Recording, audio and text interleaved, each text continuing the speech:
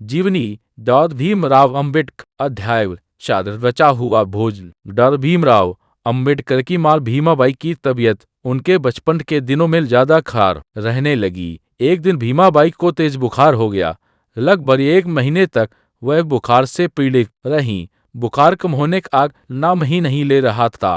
राम जी अपनी पत्नी को लेकर अस्पताल गए, लेकिन अछूत होने के कारण कोई भी वैद्य डॉक्टर या भीमाबाई का इलाज करने को तैयार नहीं हुआ।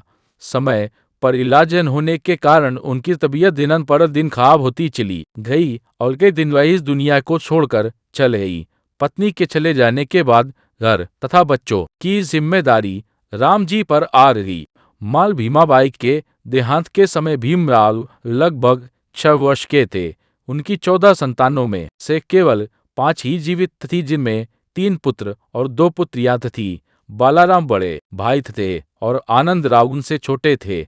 मंजुला और तुलसी 2 बहनें थीं। भीम भाई बहनों में सबसे छोटे थे। बालाराम विवाहित थे और नौकरी के कारण पिता से दूर रहते थे।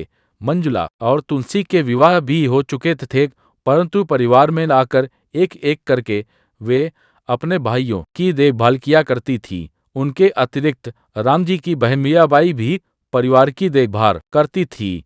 सबसे छोटा होने के कारण भीमराव परिवार में बहुत प्रिय थे। घर परिवार तथा बच्चों की जिम्मेदारी और नौकरी करना एक साथ राम जी सकपाल के लिए बहुत मुश्किल हो गया था।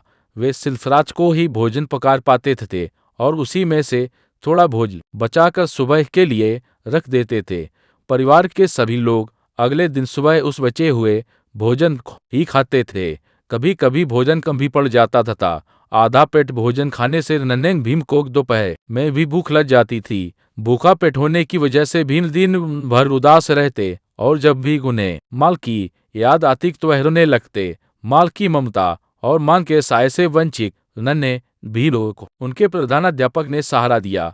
पढ़ाई में अच्छा होने के कारण भीम प्रतिवर्ष परीक्षा में अच्छे अंक लेकर उत्तीर्ण होते थे, इसलिए स्कूल के प्रधानाध्यापक भी को बहुत स्नेह करते थे। वह देखते थे कि भीम दिन भर भूखा रहकर कितनी मेहनत और लगन से पढ़ाई करता है, तो उन्होंने उसे दोपहर का भोजन खुद देना शुरू कर दिया। वे भीम को दाल सब्जी रोटी एक दोने में लग कर दे देते और पीने के लिए पानी अपने ही मटके का देते थे। इस तरह भीमराव के दिन के भोजन की समस्या का समाधान हो गया। अब भीम को रात का बासी भोजन नहीं खाना पड़ता था। भीमराव ने कठिन परिस्थितियों में भी बड़े परिश्रम और लगन के साथ प्राइमरी पाठशाला की पढ़ाई प्रथम श्रेणी में उत्तीर्ण कर ली। भीमराव अंबेडकर के दादा अम्बावड़े गांव के निवासी थे। अम्बावड़े गांव के निवासी होने के कारण उनका उपनाम अम्बावड़े था। भीमराव को स्कूल में उपस्थिति दर्ज करने में भीमराव सकपाल अम्बावडेकर नाम बहुत लंबा होता था।